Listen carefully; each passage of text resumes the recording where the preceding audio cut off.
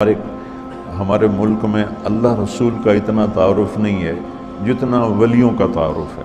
ولیوں کا تعارف کرنا، ان کی زندگی پڑھنا ہمارے ایمان کا حصہ ہے، لیکن ہم ہندی معاشرت سے متاثر ہیں۔ ہم نے ولیوں کو بھی اللہ کے قریب پہنچا دیا اور جھوٹی سچا جو کچھ چاہا لکھ دیا۔ اس امت نے دین کو بچایا ہے سند کے ساتھ، یہ تھوڑا ہے کہ جو مرضی لکھا ہوا آمین۔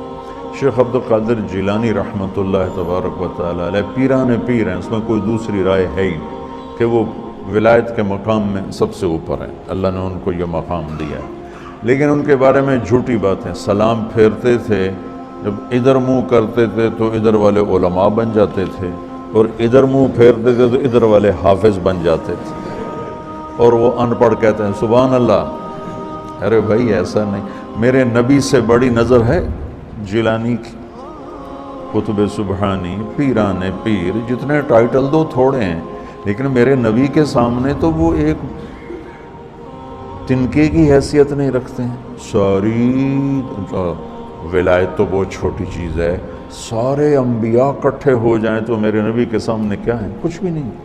تو میرے نبی سلام پھیرتے تو عالم بنا دیتے، ادھر سلام پھیرتے تو حافظ بنا دیتے، آپ نے تو کیا نہیں تو یہ پیران پیر کیسے کر دیا؟ یہ اس قسم کے جھوٹے قصوں نے وہ دین کا حلیہ بگاڑ دیا، دین کی شکل بگاڑ دی۔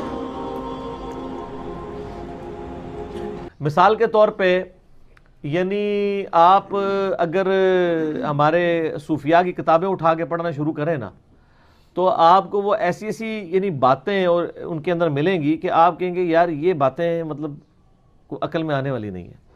تذکرۃ الاولیاء کتاب دیوبند بریلوی دونوں چھاپ رہے ہیں، اس میں آپ ذرا بزرگوں کے دعوے سنیں، وہ بندہ کہتا ہے یار یہ کون سی کرامتیں ہیں؟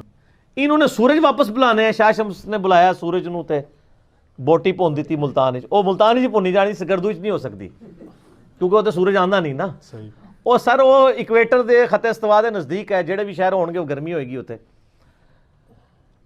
اس طریقے سے وہ لوگ یعنی باتیں کرتے کرتے دنیا سے چلے گئے، کہانیاں کرا کے چلے گئے۔ اور اکثر آپ نے کئی بزرگوں کے بارے میں سنا ہوگا جی جناب ایک کوئی ان کے پاس ان پڑھ بندہ چلا گیا، جی مجھے قرآن پڑھا دو۔ وہ کہتا جی بزرگوں نے کہا جی میرے پیچھے نماز پڑھی، کہتا جی پیچھے نماز نیت کی، نماز تو ایک نے نیت کی تھی، وہ کہتے ہیں دائیں طرف سلام پھیرا، جتنے سارے حافظ بن گئے۔ آپ کہتے ہیں سبحان اللہ۔ بائیں طرف والے سارے ناظرہ بن گئے۔ نبی علیہ السلام کے پاس جب کوئی قرآن پڑھنے جاتا تھا وہ اصحاب صفہ میں شامل ہوتا تھا، بیچارہ فاقے کاٹتا تھا، نبی علیہ السلام سے دین سیکھتا تھا، اس شخصیت سے جس کا کام تھا دین پھیلانا۔ حتیٰ کہ مسند احمد میں اگر آپ دیکھیں تو غزوہ بدر میں کچھ قیدی کافروں کے اس شرط پہ چھوڑے گئے تھے کہ 10 مسلمانوں کو لکھنا پڑھنا سکھا دیں۔ کافروں سے لکھنا پڑھنا سکھایا جا رہا ہے، نبی علیہ السلام نے کوئی نگاہ نہیں ماری، مولا علی نے کوئی نگاہ نہیں ماری، ابو بکر نے کوئی نگاہ نہیں ماری۔ ان نگاہوں بعد ہی پیداوار نے، پیداوار بھی کوئی نہیں، جعلی نے ہے ہی کوئی نہیں، ٹھیک ہے۔ تو یہ کرامات اور یہ ان کے اوپر وہ چل رہے ہوتے ہیں، بیسیکلی وہ دیومالائی قصے کہانیوں سے دین کو وائلیٹ کرنا چاہ رہے ہوتے ہیں۔ ڈاکٹرائن کے طور پہ کرامات کو ماننا ضروری ہے کہ کرامت ایگزسٹ کرتی ہے، معجزہ ایگزسٹ کرتا ہے، اس سے تو کسی کو انکار نہیں ہے۔ ہم کہانیوں کے خلاف ہیں کہ وہ کہانیاں ثابت بھی ہونی چاہیے۔ آپ پھر ایسی سی کہانیاں کراتے ہیں کہ جن کا پریکٹیکلی پروف کوئی نہیں ہوتا، الٹا اسلام کی دشمنی کا باعث وہ بن جاتی ہیں، تو ان کہانیوں کو تو نہیں ہم مانیں گے۔ یہ کرامت کسی کے اختیار میں نہیں ہوتی ہے کہ کوئی کر کے دکھا سکے، تا وقت ہے کہ اللہ تعالیٰ کسی معاملے میں کوئی معجزہ تفویض نہ کر دے۔ جیسا کہ موسیٰ علیہ السلام کو ایک پرماننٹلی معجزہ اٹیچ تھا کہ وہ عصا پھینکتے تھے وہ سانپ بن جاتا تھا، لیکن جب پہلی دفعہ بنا اس وقت موسیٰ علیہ السلام بھی ڈر کے، قرآن پاک میں آتا ہے، اس لیے کہ ان کو پتہ ہی نہیں تھا یہ ہو جانا ہے۔ اس کا مطلب ہے کہ انہوں نے نہیں کیا تھا، خود کیا ہوتا تو اینڈ رزلٹ کا پتہ ہوتا انہیں۔ یہ تو سر حال ہے معجزوں کا۔ تو کرامات تو چھوٹی چیز ہے، وہ تو اولیاء اللہ سے ریلیٹڈ ہے۔ تفویض والا معاملہ کوئی نہیں ہوتا کہ آپ کہیں کہ کسی کی کیپیبلٹی یا کمپیٹنسی آ جاتی ہے۔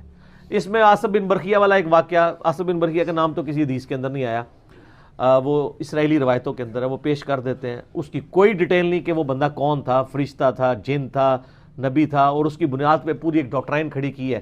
میں نے اس حوالے سے بھی تخت بلقیس کے واقعے کو اس میں ڈسکس کیا ہے۔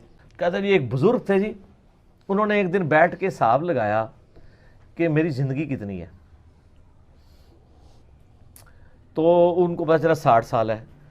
وہ کہتے ہیں جی اگر میں نے روزانہ بھی ایک گناہ کیا ہو تو 60 ملٹیپلائڈ بائی 365, یہ تو پتہ نہیں انہوں نے آندہ بھی ایسی کہ نہیں, بل میں اس نے ذہن رکھنا کہ انہوں نے ملٹیپلائی کر لیا ہوئے گا. اچھا کر کے تو وہ انہوں نے کیلکولیٹ کیا تو وہ جناب وہ تو پتہ نہیں کتنے ہزاروں گنا. ان کا تو میں نے تو کئی دن ایک سے زیادہ بھی کیے ہیں, تو یہ تو لاکھوں گنا ہے. ایک چیخ ماری اور روح پرواز کر گئی. سبحان اللہ, سبحان اللہ. لیکن یہ پہلے ہوتا تھا. اب لوگ پوچھتے ہیں کہ سر یہ چیخ انہوں نے ماری اور حساب کتاب سارا خود کیا, یہ آپ کو بتایا کس نے کہ یہ ہو گیا تھا؟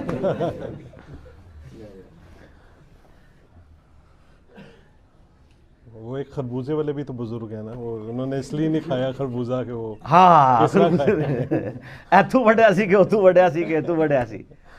ٹھیک ہے جی. تو آپ یہ دیکھیں, اس میں نے ایک اور بھی کئی یہ ویسے کرنی کے بارے میں جو انہوں نے مشہور کیا ہوا ہے کہ جی انہوں نے کیا پتہ نہیں اے دند ٹوٹیا سی, اے ٹوٹیا سی, اے سارے ہی توڑ دی. کتنا بڑا جھوٹ بند ہے. یعنی ایک فیبریکیٹڈ چیز ان کی طرف منسوب کی ہے, اور پھر اس پہ جھوٹ بولا ہے جی کیلا نازل ہوا ہے جی ویسے کرنے کے لیے. کتنے لوگوں میں مشہور ہے وہ کیلا سر پہلے دا ہے اللہ. ٹھیک ہے, ویسے کرنی ایسے نہیں نازل ہوا ہے. گورے آگے نہ گل کریو, پہلے ہی بڑے بے عزت ہو رہے ہیں مسلمان. میں اس لیے کہتا ہوں کہ اللہ کا شکر ہے کہ ہمارے علماء کو انگلش نہیں آتی اور گوروں کو اردو نہیں آتی, ورنہ بڑی مشکل کھڑی ہو جاتی. ان کو اپنے مزاحیہ پروگرام جو ہے نا وہ کون سا ایک پروگرام چلتا ہے وہ حسب حال تو اردو میں چلتا ہے نا, انگلش میں وہ جو ایک ہے وہ میرے بچے دیکھ رہے ہوتے ہیں, وہ نام اتر ہے, وہ جو بغیر یعنی بولے ہوئے ایکٹنگ کرتا ہے, مسٹر بین.